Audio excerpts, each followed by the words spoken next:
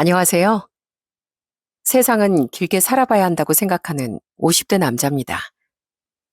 살다 보면 즐겁고 행복한 일도 많지만 상처를 받는 순간도 분명 찾아오는데요.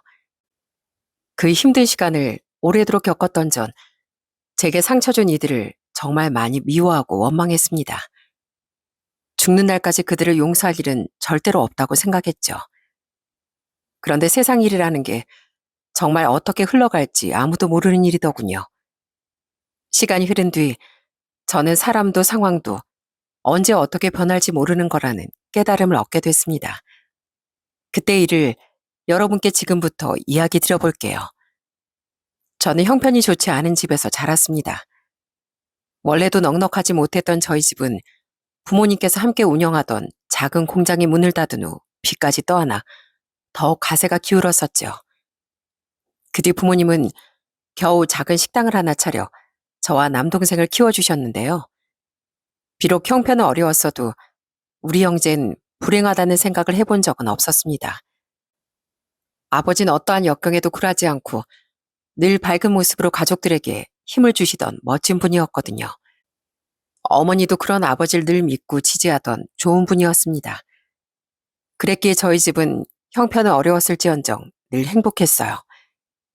능력도 중요하지만 가장의 제일 중요한 능력은 가정을 화목하게 이끌어가는 힘이라는 걸 아버지에게 배웠거든요. 그런데 그런 아버지는 그만 제가 16살 때 갑작스러운 심정지로 세상을 떠나시고 말았습니다. 세상에서 가장 믿고 의지했던 아버지의 부재는 너무 괴롭고 슬펐어요. 하지만 그와 동시에 이젠 제가 아버지 역할을 대신해야 한다는 책임감이 생겨 더 강해져야겠다는 생각이 들더라고요. 고등학생이 공부를 해야지. 무슨 아르바이트야. 어머니 혼자 고생하시게 어떻게 그냥 둬요. 저는 미안해하던 어머니의 뜻을 꺾고 고등학생 시절엔 내내 아르바이트를 했습니다. 그리고 졸업 후엔 취업자를 구해 바로 생활전선에 뛰어들었어요. 저보다 공부를 잘했던 동생만큼은 대학에 보내주고 싶어서요. 이후 동생은 지방 국립대에 입학했고 전 어머니를 도와 동생의 학비를 모두 대주었습니다. 동생은 나중에 취업을 하고 괜찮다는데도 제게 받은 도움을 전부 갚더라고요. 형도 사실은 대학에 가고 싶었을 텐데 나랑 어머니를 위해 희생한 거 다 알아. 정말 고마워, 형. 동생은 저보다 먼저 결혼했는데요.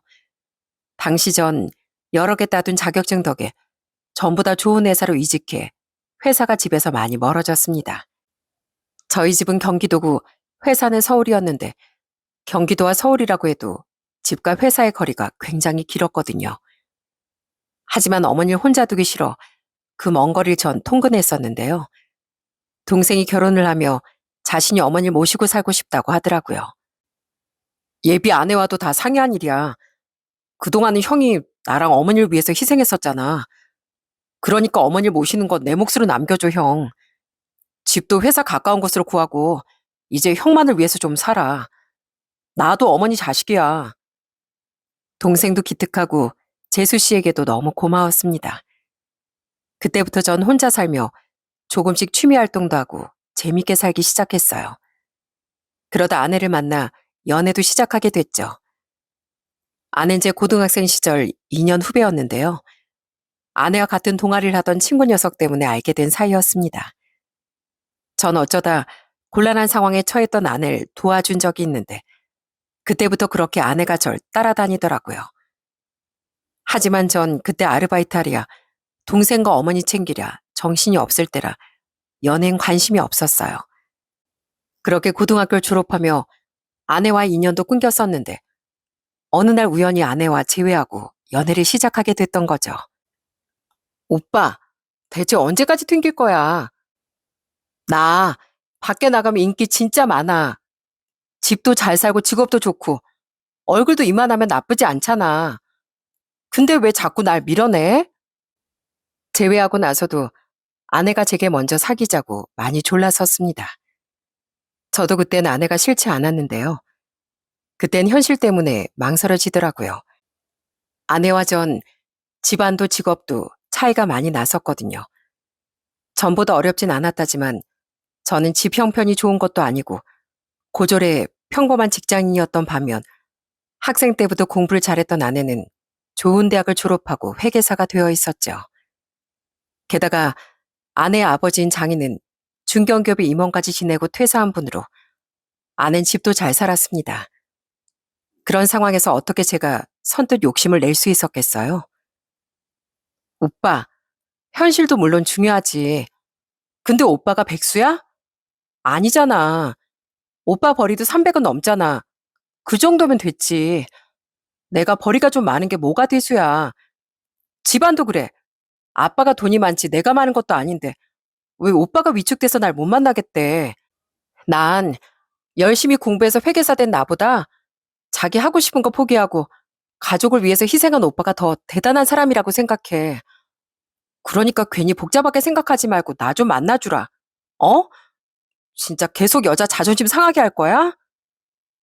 하지만 아내는 제게 감동을 주며 진심으로 절 설득해 주었어요. 그런 고마운 아내에게 결국 제 마음도 활짝 열렸고 우린 제 나이 41에 결혼을 하게 됐죠.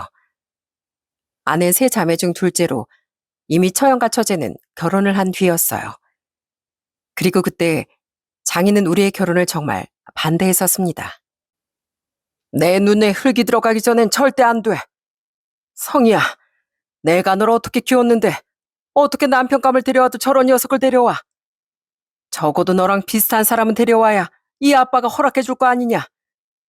이복의 한숙은 내 말이 서운하겠지만 내 입장도 좀 이해해 주게. 난 우리 성희가 11살 때 철을 잃고 혼자 힘들게 딸 자식 셋을 키웠어. 우리 딸들은 내 전부나 다름없네. 그런데 내가 어떻게 자네가 눈에 차겠는가. 그때 상처를 받긴 했지만 그래도 장인의 입장은 이해했었습니다. 저부터도 조건적으로 아내가 훨씬 아깝다고 생각했으니까요. 또 장인이 그럴 만했던 다른 이유가 제 두 동선 저와 다르게 사회적으로 잘난 사람들이었어요. 처형의 남편인 형님은 잘 나가는 사업가였고 처제의 남편인 동선은 당시 대학 조교수였거든요. 친정이 잘 살았던 데다 처형도 처제도 좋은 회사에 다니고 있었기에 좋은 조건이 사람들끼리 맺어진 것 같더라고요. 제가 마음에 안 드시는 거 충분히 이해합니다. 그래도 아버님, 돌아가신 저희 아버지를 보고 자라서 저는 제 가정을 화목하게 이끌어갈 자신이 있습니다. 사회적 성공도 중요하지만 가정이 화목한 것도 정말 중요한 거라고 생각해요. 그리고 제가 비록 성희보다 돈을 잘 벌지 못하지만 그래도 절대 처자식 굶길 일은 없다고 자신할 수 있어요. 저 정말 책임감 있는 놈입니다. 한 번만 믿어주세요. 그래도 전 장인을 설득하려고 애썼습니다. 그것이 절 믿고 노력해줬던 아내를 향한 도리라고 믿었으니까요. 제가 아니면 안 된다는 아내를 위해 저도 쉽게 포기하지 않고 끝까지 노력하고 싶었던 거죠. 아빠, 한수 오빠 정말 멋지고 좋은 사람이야. 내가 오빠를 얼마나 오래 좋아했다고. 아빠도 보다 보면 오빠를 좋아하게 될 거야. 제발 아빠. 아빤 자식들이 전부라며. 근데 딸이 좋다는 사람이랑 결혼도 못하게 막을 거야? 나 이번에 결혼 반대하면 앞으로 절대 결혼이고 뭐고 안 할 거야. 아내는 엉엉 울기까지 하며 장인을 설득했어요. 장인은 끝까지 절 못마땅해 했지만 그래도 자식 이기는 부모는 되지 못하더군요. 결국 장인은 우리의 결혼을 허락해 주었죠. 그렇게 결혼한 뒤 아내는 아들도 하나 낳으며 저에게도 제 가족에게도 정말 잘했습니다. 어머니는 어디서 이런 기특한 처자가 며느리가 되어줬냐며 아내를 많이 예뻐하셨어요. 그런 어머니와 아내의 관계가 참 부럽더라고요. 왜냐하면 전 장인과 그런 사이가 되지 못했거든요. 장인은 결혼 후에도 여전히 절 못마땅해 했으니까요.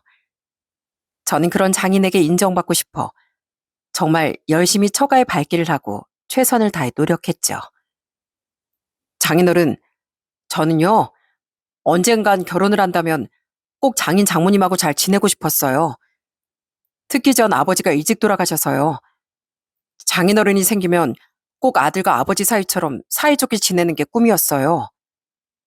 그래? 거 안 됐구만. 자네 꿈은 평생 이루어지지 않을 테니까 자네가 희망 가질까봐 확실히 말해주지. 성이 고집을 못 꺾어서 결혼을 시키긴 했지만 난 자네가 여전히 싫고 앞으로도 싫을 거네. 쥐뿔도 없는 자네가 내 딸을 어떻게 홀렸는지 모르겠지만 내 눈엔 자넨 도둑놈이고 사기꾼이야. 그러니까 헛수고 그만두게. 그래도 장인어른, 제가 열심히 노력할 테니까 지켜봐 주세요. 장인어른 생각보다 제가 훨씬 괜찮은 사람이라는 걸 꼭 보여드릴게요. 저 성이 정말 행복하게 만들어줄 겁니다. 믿어주십시오. 아내를 위해서도 있었지만 전 돌아가신 아버지가 생각나 장인과 정말 잘 지내고 싶었어요.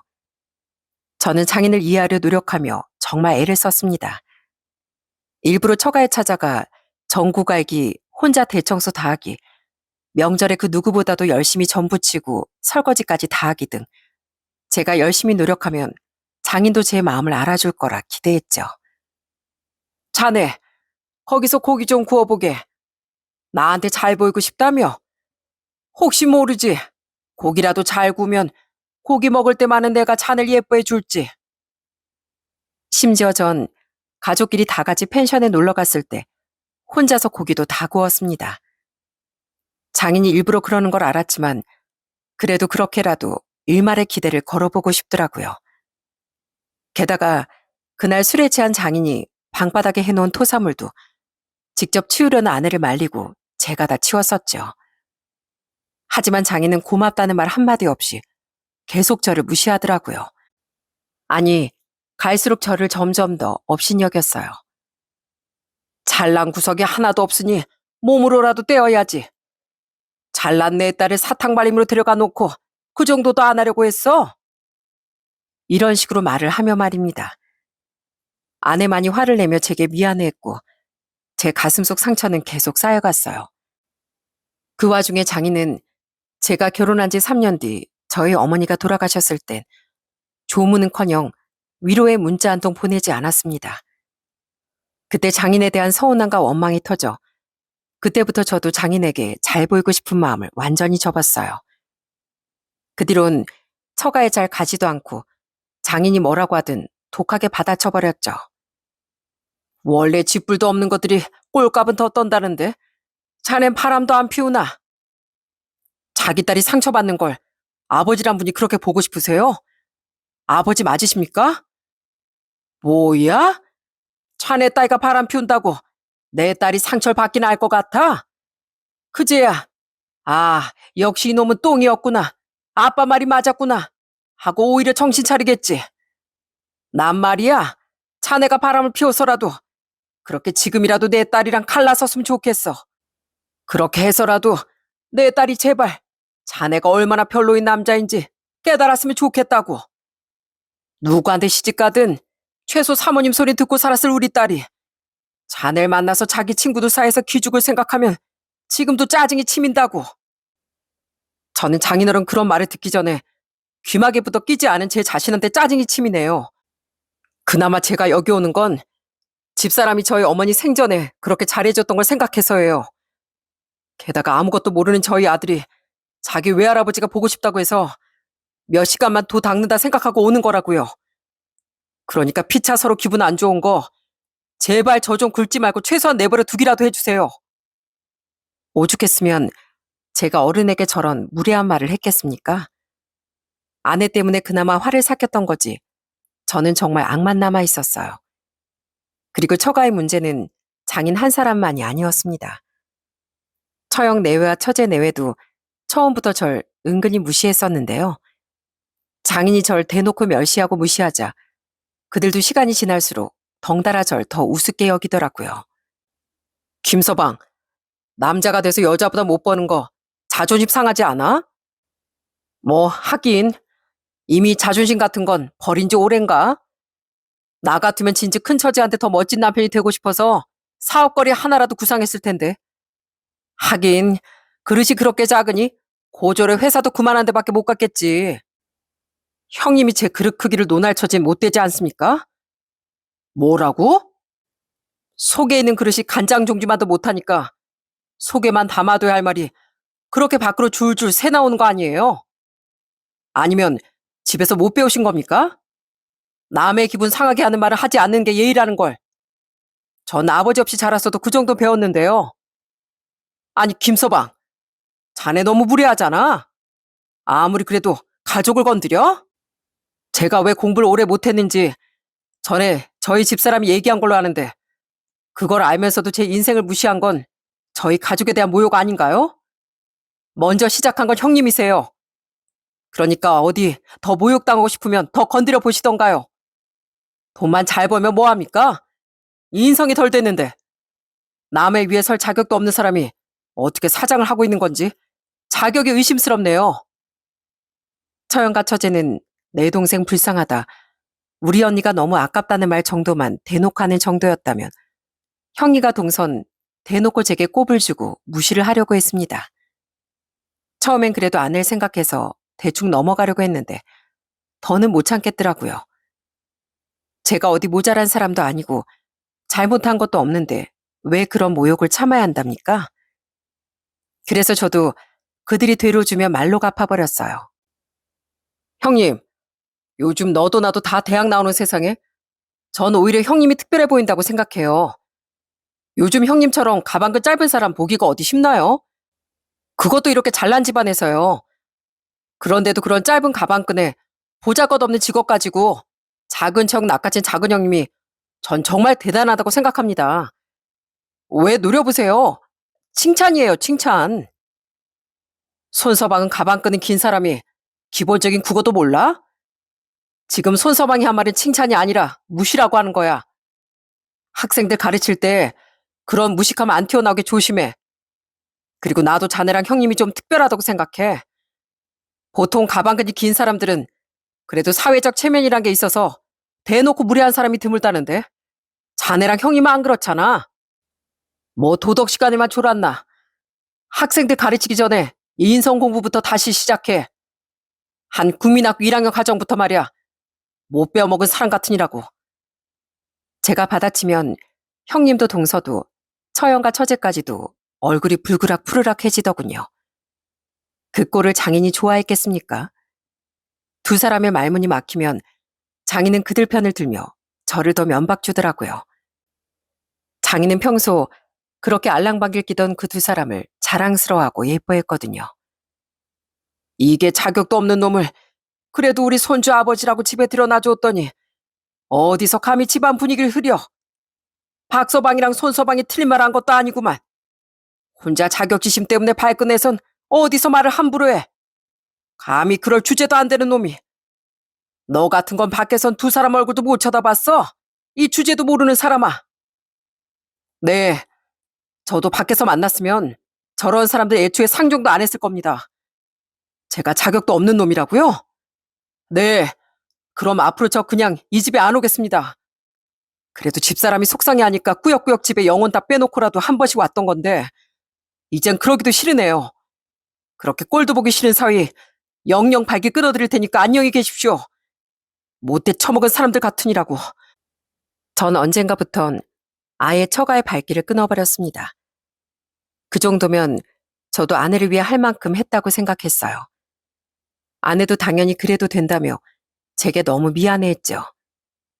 그래도 아내는 항상 앞장서서 친정 식구들에게 화를 내고 제 편을 들어줬기에 저는 이혼 생각은 하지 않았던 겁니다. 그런데 언제부턴가 그런 아내마저 점점 변해가는 겁니다. 나 대학 동기 모임 있어서 주말에 나갔다 올게. 그 부부 동반 모임? 같이 가. 매번 같이 갔는데 왜 이번엔 혼자 가? 됐어. 미정이 남편 이번에 사업체 차려서 대표 됐다더라. 다현이 남편 이번에 그 대기업에서 부장 달았대. 근데 당신은 여전히 그 중소기업 차장 자리에 머물러 있잖아. 신경 안 쓰려고 해도 나이가 드니까 좀 창피해. 그러니까 이번엔 혼자 다녀올게. 창피? 나도 다 아는 사람들인데. 아니다, 됐다. 알겠어. 처음엔 너무 상처가 됐어요. 저도 나름대로 열심히 노력해서 고조림에도 그 자리까지 올라간 건데 그런 제 노력이 부끄러운 존재가 된 것 같더라고요. 또 어느 날엔 아내가 술을 먹고 집에 들어오더니 갑자기 저를 보며 펑펑 우는 겁니다. 왜 그래? 무슨 일 있었어? 자존심 상해서 그래. 오늘 친구랑 백화점에 갔는데 친구는 예쁜 가방을 보더니 무려 900만 원짜리 일시불로 긁어서 사더라. 근데 난 차마 손이 떨려서 못 사겠는 거야. 걔는 걔도 걔 남편도 변호사라 돈 잘 벌거든. 같이 중학교 다닐 때만 해도 내가 걔보다 공부도 훨씬 잘하고 집도 잘 살았는데 난 회계사식이나 돼서 왜 걔보다 못하게 된 거지? 누구보다 잘나게 살고 싶어서 공부도 열심히 하고 노력도 많이 했는데 왜 자꾸 내 주위 애들이 나보다 더 떵떵거리면서 사는 거냐고. 아내는 그렇게 울다 갑자기 절 노려봤습니다. 그리곤 이렇게 말하더라고요. 물론 내 팔자 내가 꼰 거지만 우리 친정 식구들 말이 맞았어. 돈이 다가 아닌 것 같아도 나이 들면 들수록 돈만큼 사랑급을 올려주는 게 없다고 했다고. 내가 인생을 너무 꽃밭으로 봤던 거야. 그래서 지금 당신이 당신 친구들보다 못 사는 게 나 때문이라는 거야? 물론 내가 잘난 당신 친구 남편들, 다른 당신 집 사이들보다 못 버는 거 맞아. 그런데도 당신이 내가 좋다고 한 거잖아. 그리고 지금 나도 못 버는 것도 아니고 당신하고 결혼한 뒤엔 당신이랑 우리 종현이 생각해서 더 최선을 다해 살았어. 자격증도 더 따고. 근데 이제 와 지금 나랑 결혼한 게 당신 팔자를 꼰 일이라고 하면 내가 받을 상처를 생각도 안 해? 그동안 내가 당신 생각해서 당신 가족들 무례를 얼마나 참아줬는데 내가 어릴 때 세상 물정을 몰랐던 거야. 차이가 나도 정도껏 나는 사람이랑 결혼했어야 했는데 나 당신이랑 결혼한 거 너무 후회돼. 아내에게 너무 서운하고 화도 났습니다. 싫다는 사람을 그렇게 공을 들여 설득한 게 누구였는데 제가 대체 뭘 잘못해서 이런 서름을 겪어야 하는지 모르겠더라고요. 그 뒤 술에서 깬 아내는 제게 쭈뼛대며 사과를 하긴 했어요. 하지만 저도 아내도 그 뒤론 서서히 멀어지기 시작했죠. 저도 아내의 본심을 알았고 아내도 저와의 결혼 생활에 더는 만족하지 못하는 사람이 되었으니까요. 그리고 아내는 점점 더 제게 원망까지 가지더군요. 제가 처가에 가지 않는 건 다 처가 식구들 때문인데 그걸 다 알면서도 저만 아니었으면 다 괜찮았을 거란 말을 해대더라고요. 생각해보면 아빠가 나를 얼마나 힘들게 키워주셨는데 당신 때문에 내가 불효자가 된 것 같단 말이야. 진짜 어쩌다가 내가 이렇게 된 건지. 저만 아니었으면 자기 처지가 이렇게 안 됐을 거라며 아내는 모든 탓을 제게 돌렸습니다. 그런 아내에게 저도 너무 서운했죠. 그렇게 우린 점점 말도 잘 하지 않고 사이는 갈수록 소원해져 갔어요. 그래도 아직 아이가 어렸기에 우린 이혼에 대해선 신중했었는데요. 결혼한 지 6년 뒤 제가 실직을 하자 아슬아슬하게 줄다리기를 타던 우리의 결혼 생활은 드디어 끝이 나고 말았습니다. 당시 저희 회사는 무리한 사업 확장으로 인해 갑자기 사정이 어려워졌어요. 버티려 했지만 저는 다른 많은 사람들과 함께 정리해고 대상이 되었죠. 그때 아내는 위로는커녕 한숨을 쉬며 절 한심하게까지 보더라고요. 대기업도 아닌 고작 그 중소기업에서까지 밀려서 실직까지 해? 진짜 누가 알까봐 창피하다.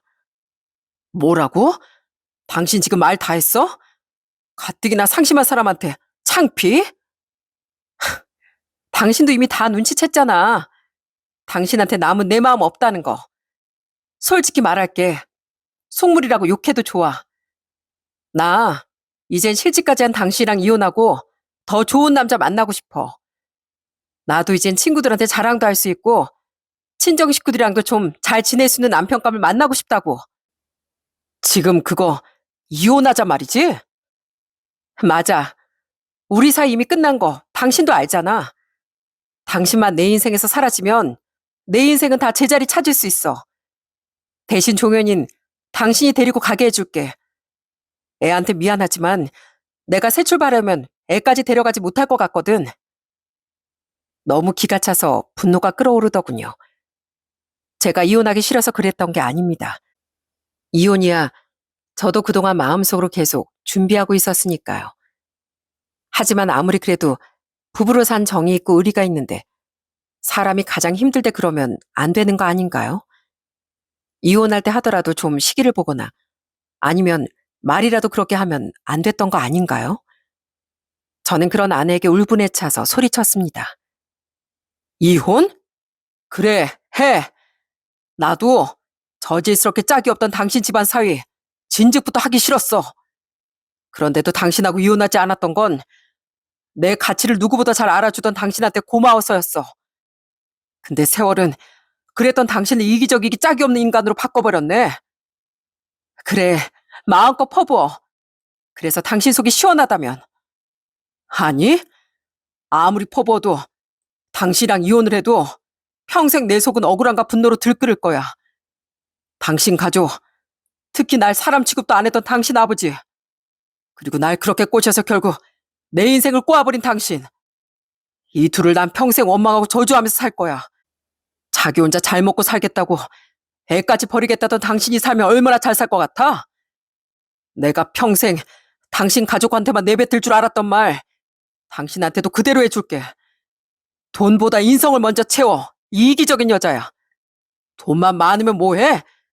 직업만 좋으면 뭐해? 사람이 기본적인 의리도 도리도 모르는데.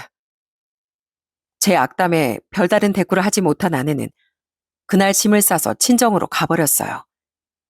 그리고 그날 장인은 제게 전화를 걸어왔어요.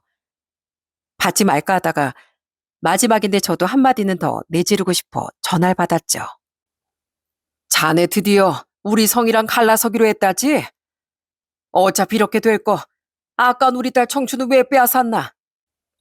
아무튼 우리 딸이 그래도 마음이 넓어서 종현이 양육비 일시불로 줄 겸 그 집은 자네한테 넘긴다고 들었네. 그러니까 땡 잡았다 생각하고 내 손주 종현이나 잘 키우게. 내 손주를 자네 같은 사람 손에 맡기는 건 아쉽지만 성의 뜻이 그렇다니 내가 한 발 물러서는 거야. 땡 잡기 뭘 잡아요? 장인어른하고 집사람 돈이 더 들어가긴 했다지만 이 집에 내 돈도 많이 들어갔어요. 게다가 아직 6살밖에 안 된 우리 아들 성인 될 때까지 받을 양육비에 제가 받아내야 할 위자료까지 생각하면 그렇게 많은 것도 아니거든요. 아직 대출도 껴있는 집인데. 아니, 뭐? 무슨 위자료요? 그동안 장인어른, 아니, 그쪽이랑 그 집 인간들이 나한테 한 모욕 내가 증거로 많이 남겨놨거든요. 이것도 알아보니까 위자료를 받을 수 있다고 하더라고요. 내가 이혼하는 마당에 소송까지 가기 귀찮아서 대충 대출도 꽤 남은 이 집 받고 마무리하기로 한 거니까 생색낼 생각하지 마세요. 그리고 이보세요 아저씨. 자기 자식 귀하면 남의 집 자식도 귀한 줄 알아야 한다는 거 명심하세요. 남의 눈에 눈물 내면 내 눈에 피눈물 나는 거라는 거 언젠가 사무치게 깨닫게 될 겁니다. 아, 그리고 하나 더. 그쪽만큼 자식 농사 실패한 사람도 또 없을 거예요. 어떻게 자식들이 하나같이 그렇게 못돼 처먹었는지 반성하세요. 그럼 이만. 저는 숨도 쉬지 않고 속사포처럼 말을 내뱉은 뒤 전화를 끊어버렸어요. 그렇게 전 아이를 떠넘기듯 제게 보내는 조건으로 아내가 포기한 집을 받고 합의 이혼을 했습니다. 저는 6년간의 제 결혼 생활을 최악으로 만들어준 그 집 식구 모두가 꼭 불행해지길 이를 갈며 바랬죠. 그렇게 이혼한 뒤 저는 집을 팔고 조금 더 작은 방 2개짜리 아파트로 이사했습니다. 그 차액으로 남은 대출금도 다 갚고 현금도 조금 손에 쥘 수 있었어요. 저는 그 돈으로 취업을 포기하고 곰탕 가게 체인점을 차렸죠. 동생과 재수 씨는 제 걱정을 정말 많이 했습니다. 하지만 전 과거 어떤 상황에서도 힘을 잃지 않던 아버지를 떠올리며 더 씩씩한 모습을 보였어요. 저희 아들에게 저도 아버지처럼 그렇게 멋지고 든든한 존재가 되고 싶었거든요. 그 뒤 건너 건너 소식을 듣기로 전처는 저와 이혼한 지 고작 1년 뒤 재혼을 했다고 하더라고요. 잘 사는 집 아들로 한 번 이혼한 사람이라는데 전처는 그렇게 바라던 조건에 맞는 남자를 찾은 것 같더라고요. 그 뒤 전처는 정말 단 한 번도 아들의 소식을 물어오지 않았는데요. 전처와 재혼한 지 2년 뒤 전 의외의 인물에게 전화를 받게 됐습니다. 그건 바로 전 장인이었어요. 대체 이 사람이 왜 전화를 했나 싶어 궁금해서 받아보니 장인이 글쎄 울고 있더라고요. 이보게 내 딸이 충격적인 소식에 전 잠시 할 말을 잃고 말았습니다. 장인은 전처가 갑작스런 교통사고로 세상을 떠났다는 소식을 전해줬거든요. 그렇게 전화를 끊고 솔직히 많이 심란했어요. 물론 끝이 좋지 않긴 했지만 한때는 절 너무 많이 좋아해 주던 사람 아니었겠습니까? 한때는 늘 제 편에 서주고 늘 아들에게 좋은 엄마가 되어주었던 사람이 그렇게 허망하게 가버렸다니 마음이 좋지만은 않더라고요. 전 고민 끝에 아들을 데리고 장례식장에 갔습니다. 그래도 저희 아들 엄마였으니 아들만은 보내야 할 것 같았는데 당시 아들은 아직 9살밖에 안 됐었거든요. 그래서 하는 수 없이 가긴 했지만 저는 장례식장에서 장인에게도 다른 전 처가 식구들에게도 눈길 한번 주지 않았어요. 그래도 손주만은 예뻐했었던 장인은 제 아들을 부둥켜 안고 정말 서글프게 흐느끼더라고요. 그 뒤 당연히 제가 그 집 식구들과 다시 연락할 일은 전혀 없었습니다. 저는 가끔 동생네와 만나며 혼자 아들을 잘 키우고 살아갔어요. 아들은 무럭무럭 자라 어느덧 15살이 됐죠. 그런데 그해 어느 날 제 곰탕 가게로 의외의 인물이 찾아왔더군요. 김서방, 잘 지냈나? 그 사람은 바로 어느덧 81세가 됐던 장인이었습니다. 그런데 그 사이 무슨 일이 있었는지 장인은 나이보다 훨씬 더 마르고 늙어 보이더군요. 그러거나 말거나 저는 인상을 쓰며 경멸에 차서 물었어요. 여긴 왜 오셨어요? 그냥 나 자네 가게 곰탕 한 그릇 먹으러 왔네. 널리고 널린 게 곰탕집인데 다른 데 가보세요. 난 당신 같은 사람한테 음식 팔 생각 없으니까요. 김서방, 미안하네. 사실 내가 자네한테 할 말이 있어서 이렇게 염치불구하고 찾아왔어. 장인은 제게 잠시만 앉아 자신의 이야기를 들어달라고 사정했어요. 전 대체 이 양반이 무슨 생각인가 싶어 우선 앉아서 이야기를 들어보기로 했죠. 장인은 제게 그동안 무슨 일이 있었는지 이야기를 하기 시작하더군요.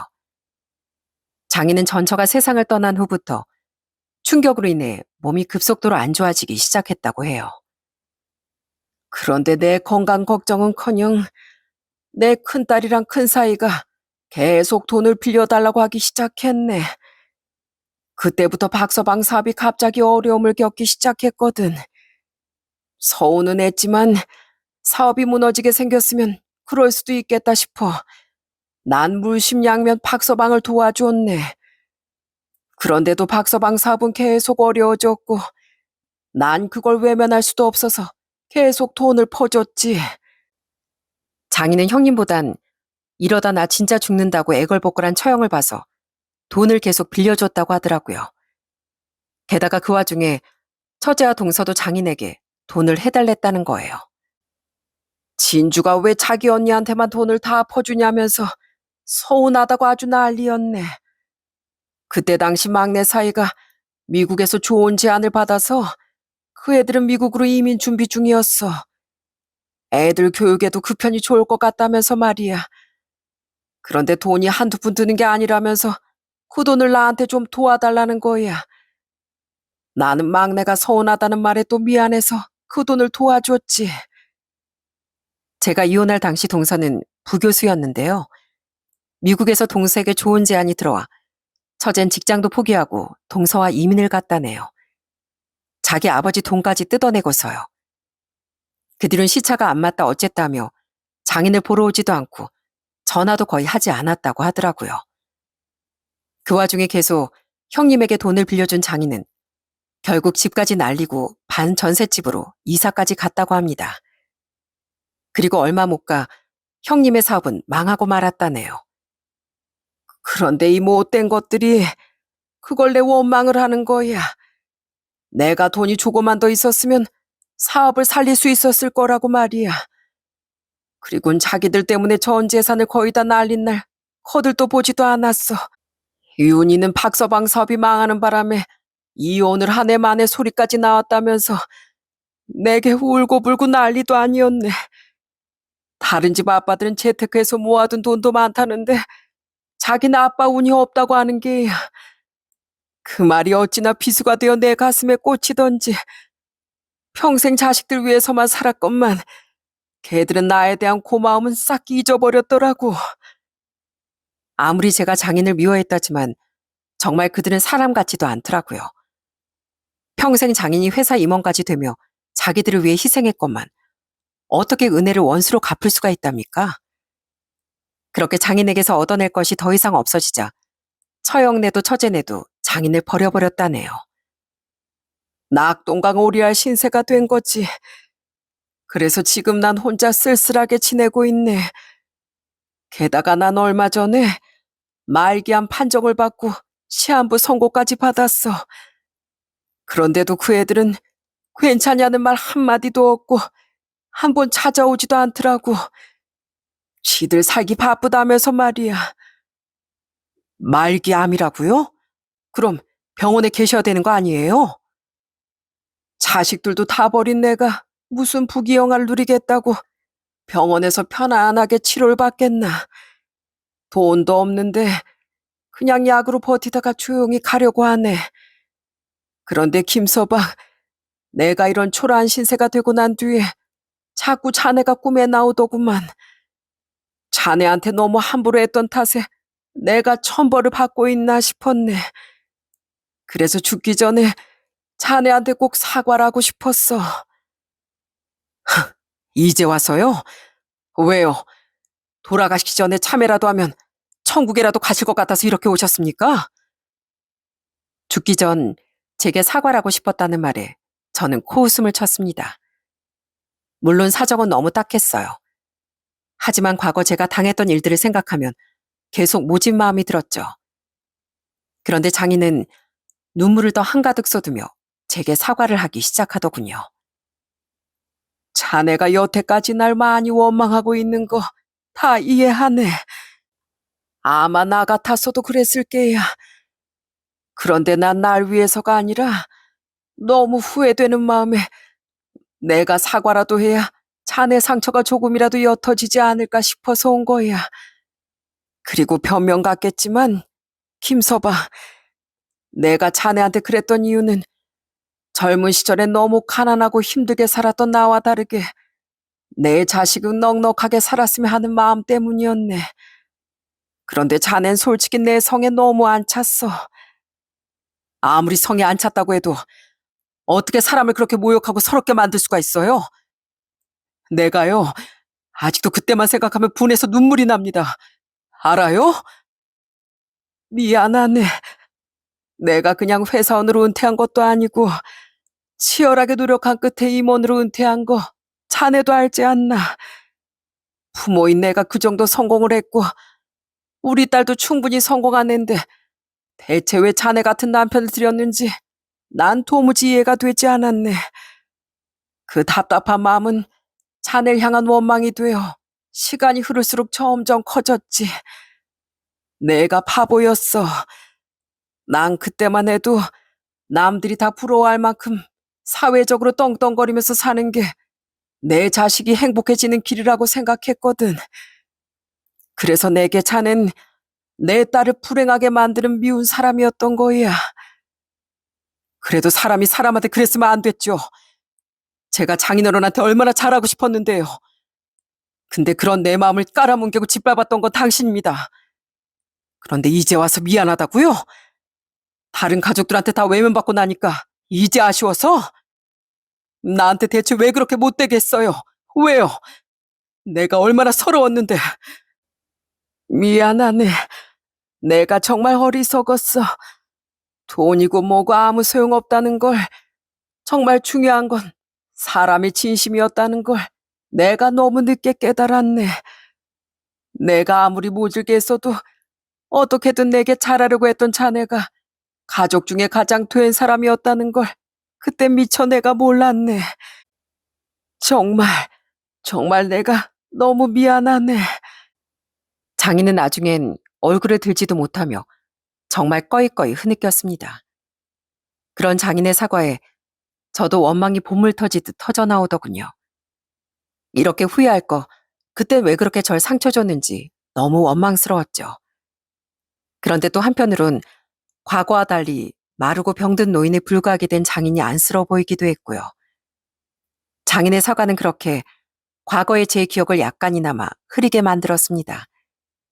장인은 그런 제게 여전히 고개를 들지 못하며 부탁했어요. 이런 내가 자네에게까지 부탁까지 하는 거 정말 염치 없다는 거 아네. 그런데 내가 곧 세상을 떠나면 장례를 치러줄 사람이 아무도 없어. 분명 내 자식들은 아무도 내 장례를 책임지려 하지 않을 거야. 내가 많은 거 안 바라겠네.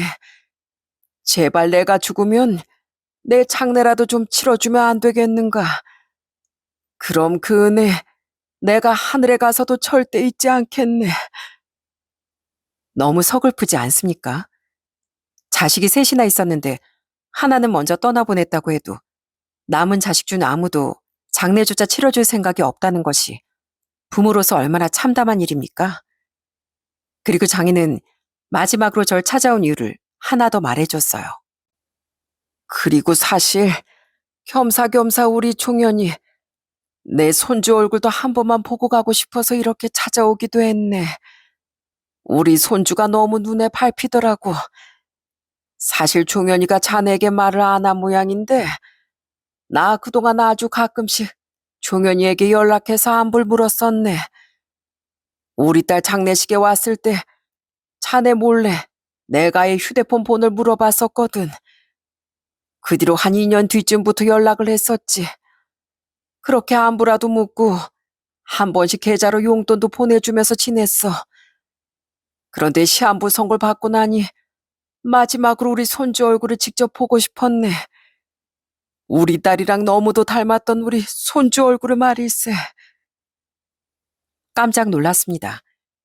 이건 나중에 아들에게 물어봐서 듣게 된 건데 아들은 제가 상처를 받을까봐 말을 하지 않았다네요. 어린 마음에도 아들은 제가 자기 외할아버지로 인해 입었던 마음의 상처를 헤아려 줬던 겁니다.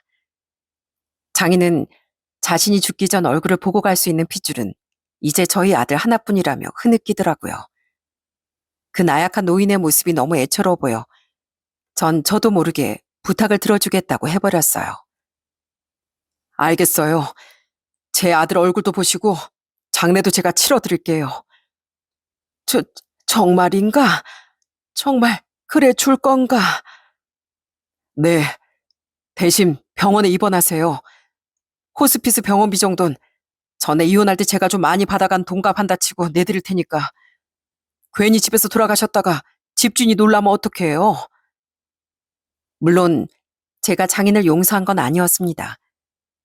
그래도 우리 아들을 생각해서 살 날도 얼마 안 남은 노인의 마지막 부탁은 들어주자 싶어 저는 장인이 돌아가실 때까지 좀 돌봐드리기로 한 거죠. 이후 전 장인은 호스피스 병원에 입원시켰고 그 뒤 종종 찾아가 자주 말동무가 되어드렸죠. 솔직히 측은지심이 많이 들기도 했고 제 아들 그동안 몰래 챙겨줬다니 그냥 마지막 선의를 베풀기로 했던 겁니다. 자기 할아버지가 아픈 줄은 몰랐던 아들은 병원으로 찾아와 장인의 손을 잡고 펑펑 울었어요. 아들의 말로는 그동안 장인이 자신에게 한 번씩 연락을 하며 정말 따뜻하게 대해줬다고 하더라고요. 그렇게 이후 장인을 돌보는 동안 다른 인간들은 정말 단 한 번도 찾아오지 않더라고요. 한 번은 장인이 위독했을 때 연락해보니 전 처형과 처제가 깜짝 놀라며 이러더라고요. 나 남편 삶 망한으로 진짜 먹고 살기 힘들거든? 그러니까 돌아가실 때나 연락 줘. 형부가 왜? 아무튼 진짜 돌아가시면 연락 주세요. 전 멀어서 못 가니까요.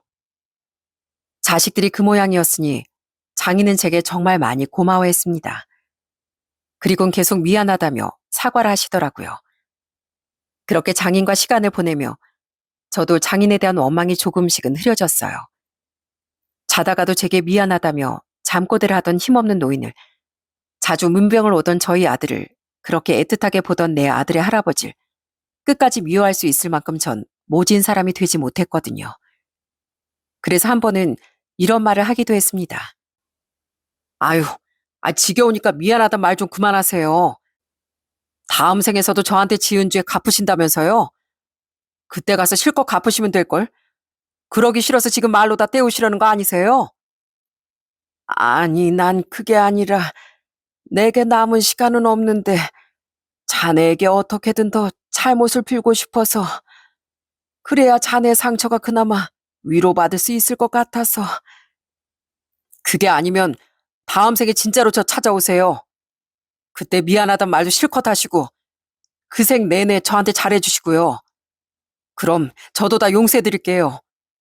다음 생에 내내 잘해주시려면 시간도 무진장 많으실 테니 좋잖아요. 그러니 이젠 시간에 안 쫓기셔도 되죠? 그러니까 지금은 미안하단 말 그만하시기에요. 그리고는 장인의 손을 잡아드렸더니 오히려 제게 사과하실 때보다 더 서럽게 우시는 거 있죠? 그리고 장인은 돌아가시기 전 제 손에 직접 5천만 원을 쥐어주셨습니다. 장인은 그 몸으로 혼자 은행에 가서 그 돈을 찾아왔다고 말했어요. 내가 자네에게 줄 게 이것밖에 없네. 내가 살던 집 보증금이야. 이 돈으로 내 장례비 내고 남은 걸로 우리 손주 대학 갔을 때 등록금이라도 내주게. 못난 장인이라 못난 할애비라 이것밖에 주지 못해 정말 미안하네. 장인은 나중에 자식들이 알면 문제가 될까봐 남은 전 재산을 현금으로 찾아서 제게 줬던 겁니다.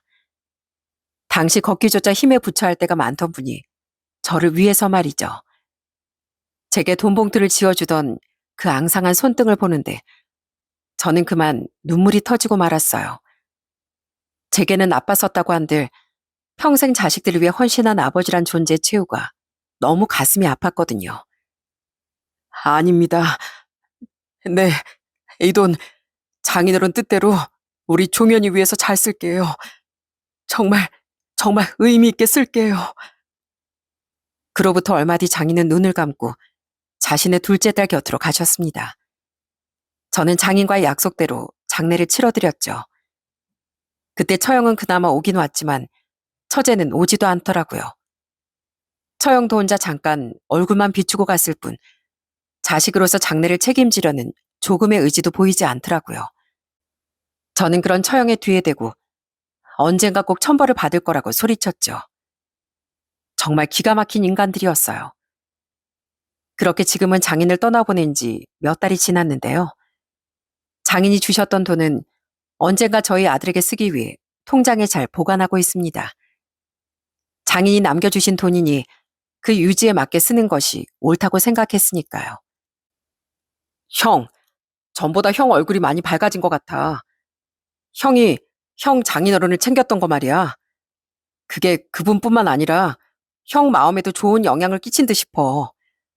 사람을 원망하고 사는 건 그것만으로도 힘이 드는 일이래. 근데 형 마음엔 이젠 그 원망이 많이 사라졌잖아.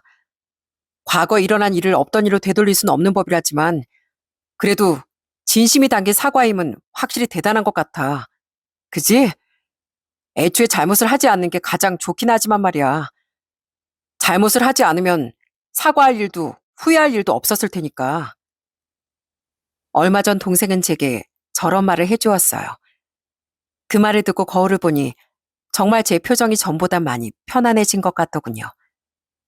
동생의 말대로 애초에 장인이 절 존중해 줬었다면 제가 상처받을 일도 장인이 후회 속의 삶을 마무리했을 일도 없었을 테지만 그래도 뒤늦은 장인의 사과는 제게도 장인 자신에게도 따뜻한 위로가 되어줬다는 건 분명했어요. 사람의 잘못은 언젠간 후회라는 업보가 되어 돌아오더군요. 그러니 뒤늦게 후회하기 전에 사람은 늘 타인을 존중하고 사력 있게 행동하며 살아야 하는 것 같습니다. 하지만 이미 잘못을 저지른 뒤라면 늦게라도 꼭 진심 어린 사과를 하시길 바랍니다. 제 장인어른처럼요. 진심으로 용서를 구하는 것과 끝까지 뻔뻔한 것은 천지 차이니까요. 비록 장인어른은 제게 잘못을 했었지만 그래도 그 진심 어린 사과는 제 원망을 서서히 녹이고 제 마음을 움직였습니다. 그랬기에 장인어른은 그래도 마지막엔 저와 저희 아들의 곁에서 덜 쓸쓸하게 눈을 감으실 수 있었다고 생각해요. 한편 그런 의미에서 전 처형과 처제는 언젠간 분명 업보를 제대로 돌려받을 거라고 믿어요. 끝까지 잘못을 모르고 후회조차 하지 않는다고 해도 천벌이라는 또 다른 업보가 반드시 그들을 찾아갈 겁니다. 저에게뿐만 아니라 자신들을 희생으로 키워준 아버지를 외면한 죄는 너무 크니까요. 제 사연이 누군가에겐 더 늦기 전에 스스로를 돌아볼 기회가 되었으면 하길 바라며 그럼 전 이만 제 이야기를 마쳐보겠습니다. 제 긴 이야기 들어주셔서 정말 감사합니다.